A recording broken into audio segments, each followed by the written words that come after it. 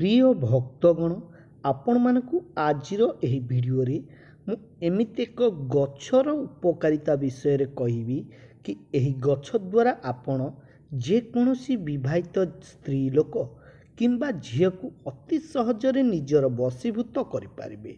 प्रिय भक्तगण जदि आपण माने कोनोसी झियो को भल पाउछंती किंतु से झियो आपण को भल पाउ नाही, आपण को घृणा करूछि, आपण चाहूछंती से झियो आपण को भल पाउ बोली आपणक सहित संपर्क रखू, आपणक सहित विवाह करन अनुरोध कि आपण माने ए वीडियोटी को संपूर्ण देखिबे, बिल्कुल भी स्किप करिवे नाही। जदि आपणकर आम उपरे विश्वास अछि तेबे वीडियोटी संपूर्ण देखंतु एवं ए वीडियोटी को गोटे लाइक करिया सहित आम चैनल को सब्सक्राइब करंतु।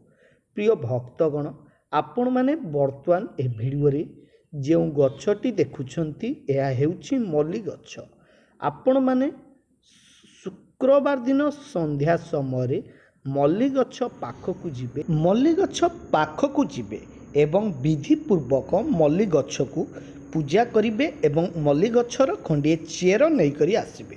शनिवार दिन सकाळू गाधोई पाधोई नुआ वस्त्र पिंधिबे एवं जो चेर खंडिए आनिथिबे सही चेर रे जो विवाहित महिला बा झियो को निजर वशीभूत करने को चाहूँगी तार नाम लिखिबे एवं आपण माने एहाकू निज हाथ किंबा निज बेकरे किंबा निज अंटारे बांधिबे। प्रिय भक्तगण एही विधि को करिबार 7 दिन मध्यरे से झियो संपूर्ण रूपे आपण को ही भल पाइबो, आपणक छड़ा से अन्य पुरुष विषय रे केबे मध्य भाबिबो नाही।